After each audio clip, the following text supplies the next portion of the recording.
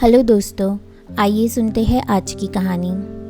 एक हफ्ते पहले ही कृतिका के पति का ट्रांसफ़र नए शहर में हुआ था।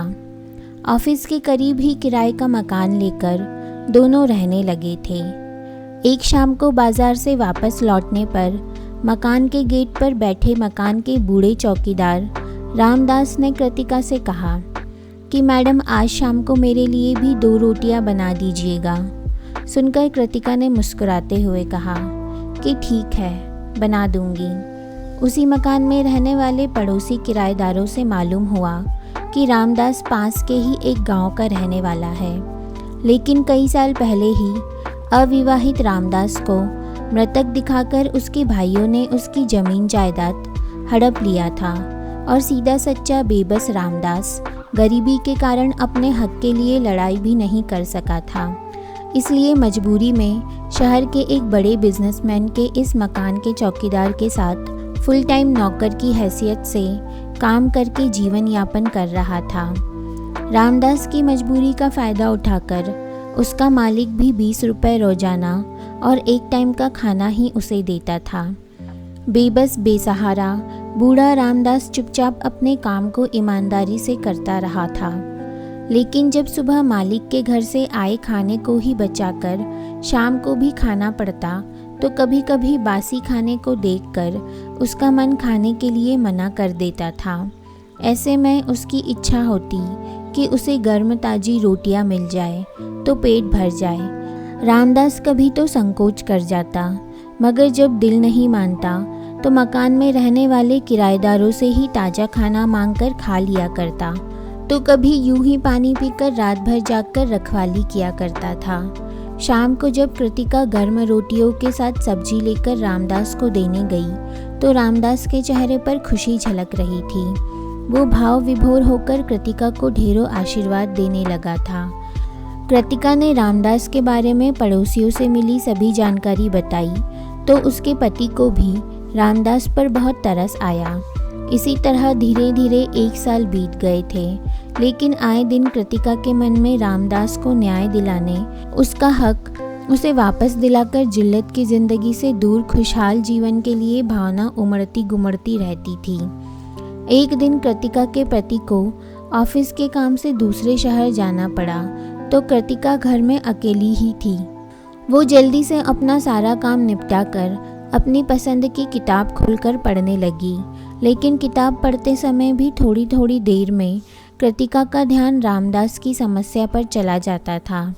ऐसे में कृतिका ने किताब बंद करके एक तरफ रख दिया और रामदास की मजबूरी का फ़ायदा उठाकर उसके मालिक द्वारा की जाने वाली ज्यादती और रामदास के परिवार वालों की बेहयाई के बारे में सोचने लगी कि बड़ी अजीब दुनिया है, कैसे कैसे लोग हैं इस दुनिया में।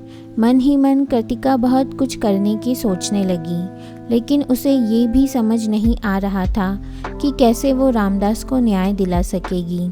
शाम को रामदास की तबीयत भी कुछ ठीक नहीं थी तो उसका मालिक उसे दवाई देने के साथ साथ अभद्र भाषा में न जाने क्या क्या बोलता जा रहा था।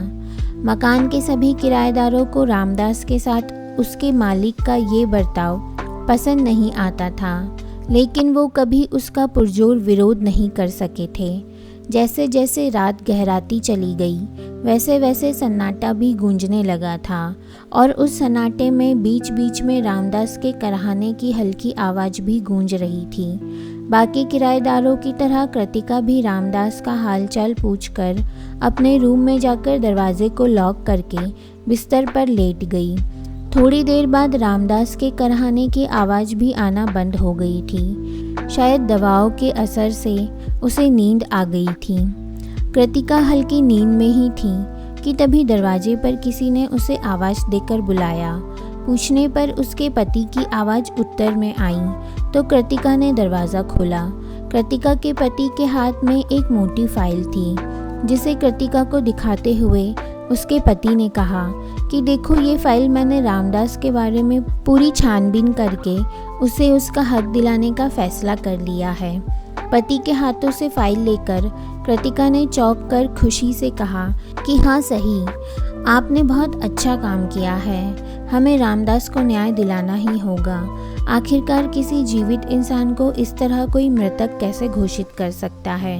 ऊपर से उसका मालिक भी उसकी मजबूरी का फ़ायदा ले रहा है।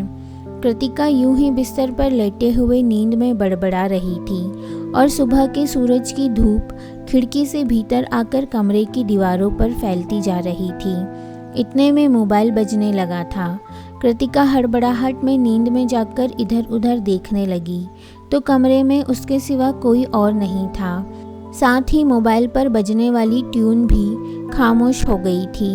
मोबाइल पर उसके पति की कॉल दोबारा आने लगी तो कृतिका की चैतन्यता वापस आई। उसने कॉल रिसीव करते ही पूछा कि क्या आप अभी वहीं हैं?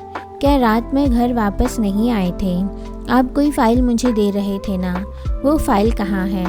कृतिका के पति ने इतने सारे सवाल एक सांस में पूछने का कारण जानना चाहा तो कृतिका चुप रही। उसे रात के देखे सपने और हकीकत में फ़र्क समझ में आ गया तो वो बोली कि कुछ नहीं, शायद मैंने सपना देखा था। आप तो आज वापस आओगे ना? कृतिका ने अपने देखे सपने के बारे में विस्तार से बताया तो उसके पति ने उसे ज़्यादा न सोचने और अपना ख्याल रखने की बात कहकर बात खत्म की। कृतिका फ्रेश होने के लिए बाथरूम की तरफ जा ही रही थी कि नीचे से कुछ आवाज़ें सुनकर बालकनी से देखने लगी तो मालूम हुआ कि रात में रामदास सोने के बाद सुबह नींद से जागा ही नहीं। वो अब इस दुनिया से विदा होकर अंतिम यात्रा पर जा चुका था। कृतिका रामदास की अचानक हुई मौत से अवाक रह गई थी। कभी वो अपने रात के सपने के बारे में सोचती तो कभी सामने ज़मीन पर पड़े रामदास के बेजान शरीर को देखती। वो जीवित रहकर भी मृतक घोषित रामदास के वास्तव में मृत होने पर विचारों के सागर में डूबती जा रही थी कि रामदास के इस बेजान शरीर ने रामदास के मृतक होने की वर्षों से लिपटी पहचान को आज जीवित कर दिया था। तो दोस्तों, आशा करती हूँ कि आपको यह कहानी ज़रूर पसंद आई होगी। आपके इस कहानी को लेकर क्या विचार है हमें कमेंट में ज़रूर बताइए और हमारे चैनल को प्लीज़ सब्सक्राइब कीजिए, लाइक कीजिए एंड शेयर कीजिए। मैं मिलती हूँ आपसे अगली कहानी में। तब तक के लिए बाय बाय।